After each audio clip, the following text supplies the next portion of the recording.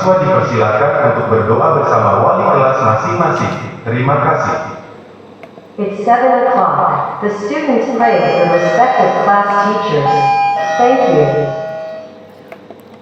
Selamat pagi Bapak Ibu Guru dan anak-anak yang terkasih. Marilah kita siapkan hati untuk mengikuti renungan yang dibawakan oleh teman-temanmu.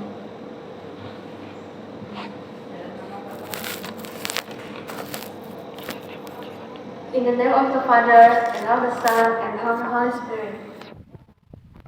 The Son of Jesus, beloved everywhere, now and forever. Amen. Our Lady of the Sacred Heart, pray for us. Our Father, who art in heaven, hallowed be thy name.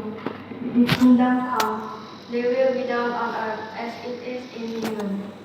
Give us this day our daily bread, and forgive us our trespasses, as we forgive those who trespass against us. And lead us not into temptation, but deliver us from evil. Amen. Bacaan Injil yang diambil dari Lukas 6 ayat 6-11. Pada suatu hari Sabat, Yesus masuk ke rumah ibadat, lalu mengajar. Di situ ada seorang yang mati tangan kanannya. Ahli-ahli Taurat dan orang-orang Farisi mengamati Yesus. Kalau ia menyembuhkan orang pada hari Sabat, agar mereka mendapat alasan untuk menyalahkan dia. Tetapi Yesus mengetahui pikiran mereka. Ia berkata kepada orang yang mati tangan kanannya, "Bangunlah dan berdirilah di tengah." Maka bangunlah orang itu dan berdiri di tengah.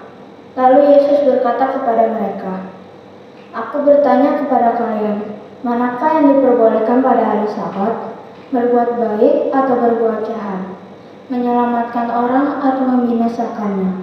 Sesudah itu, ia memandang keliling kepada mereka semua, lalu berkata kepada orang sakit itu, "Ulurkanlah tanganmu."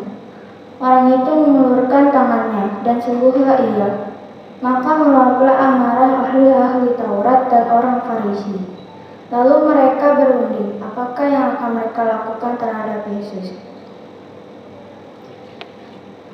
Dalam bacaan pertama, Paulus bersukacita atas pelayanannya, termasuk ketika ia menderita.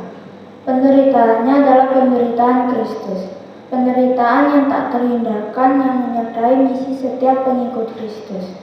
Sementara dalam Injil hari ini, Yesus harus menghadapi luapan amarah orang-orang yang tidak senang kepadanya, karena ia telah menunjukkan kebenaran kepada mereka, yaitu bagaimana menjalankan praktik keagamaan secara tepat. Misalnya, selalu berbuat baik meskipun itu pada hari Sabat. Sebagai orang Katolik yang hidup dalam keberagaman agama dan kepercayaan, apakah kita masih mampu melakukan kebaikan ketika karya kemanusiaan yang kita lakukan dituduh sebagai usaha kristenisasi? Apakah kita mau memberi ucapan selamat hari raya keagamaan kepada pemeluk agama lain ketika mereka dilarang memberi ucapan selamat hari Natal kepada kita? Kita perlu menyatakan kepada yang lain bahwa di atas praktik keagamaan masing-masing agama ada kebaikan universal yang perlu dijunjung tinggi oleh setiap manusia. Itulah tuntutan Injil hari ini. Ketika harus siap menghadapi cemoohan, perlawanan, bahkan penganiayaan. Semoga kita tetap bersukacita meskipun mengalami kesulitan dan penderitaan karena Yesus dan Injilnya. Ya Tuhan, bantulah kami selalu mengingat janji-Mu ini. Berbahagialah karena kamu dicela, dianiaya dan difitnah, bersukacita dan bergembiralah karena upah-Mu besar di surga. Amin. Hail Mary, full of grace, the Lord is with thee. Blessed art thou among women, and blessed is the fruit of thy womb, Jesus. Holy Mary, Mother of God, pray for us sinners, now and at the hour of our death. Amen.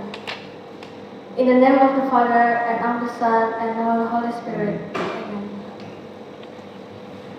Anak-anak yang terkasih, marilah kita berdiri untuk memberikan penghormatan kepada bendera merah putih.